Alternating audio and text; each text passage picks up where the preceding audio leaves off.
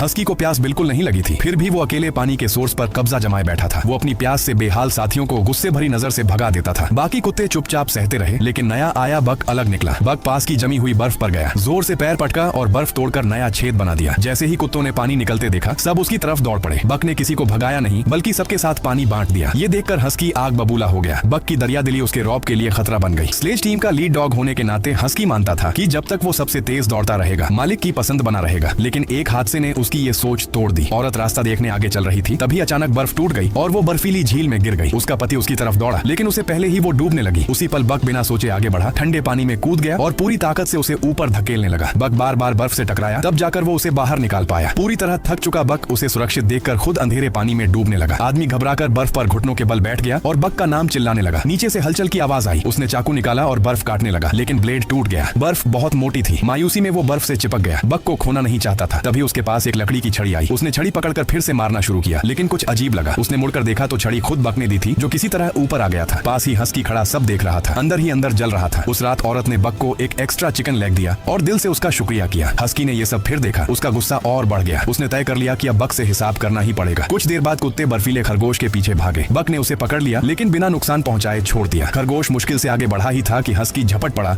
और एक ही काट में उसे मार दिया। ये सीधी चुनौती थी। हस्की बक की तरफ बढ़ा। एक झुंड में सिर्फ एक ही लीडर हो सकता है। शहर में पला बढ़ा बक पहले कभी लड़ा नहीं था और डर गया। हस्की ने पहले हमला किया। आकार में बड़ा होने के बावजूद बक की कमी साफ दिख रही थी। वो बार बार जमीन पर गिराया गया और उठ नहीं पा रहा था। हस्की जीत के नशे में उसे चिढ़ाने लगा। फिर वो बाकी कुत्तों को डराने लगा ताकि दोबारा रौब जमा सके, लेकिन अब बाकी कुत्तों का सब्र टूट चुका था। वो बक पर भौंकने लगे, उसे उठने के लिए उकसाने लगे और अगले ही पल बक खड़ा हो गया। उसने दांत दिखाए, डर अब गायब था और सीधे हस्की पर टूट पड़ा। इस बार जीत बक की हुई। पूरा झुंड उसकी जीत पर खुश हो गया। अब हस्की की यहाँ कोई जगह नहीं बची थी। हस्की दुम दबाकर वहाँ से खिसक गया। अगली सुबह जब टीम के पास कोई लीड डॉग नहीं था, तो बक अपने आप आगे आ गया। लेकिन आदमी को लगा कि बक को अभी अनुभव नहीं है। बक ने विरोध किया, लेकिन आदमी ने उसे पीछे खींच लिया और एक बूढ़े अनुभवी कुत्ते को आगे लाया। मगर वो बूढ़ा कुत्ता उदास बक को देखकर हार्नेस पहनने से मना कर दिया। वो न मालिक को नाराज करना चाहता था, न बक को। इसलिए वो जमीन पर लेट गया और हिलने से इनकार कर दिया। मजबूर होकर आदमी ने आखिरकार लीड की जगह बक को दे दी। देरी की वजह से आदमी को लगा अब देर हो जाएगी, लेकिन उसे हैरानी हुई जब उसने देखा कि बक के नीचे पूरी टीम पहले से भी तेज दौड़ रही है। इस रफ्तार से वो लोग शहर 2 दिन पहले पहुंच जाएंगे।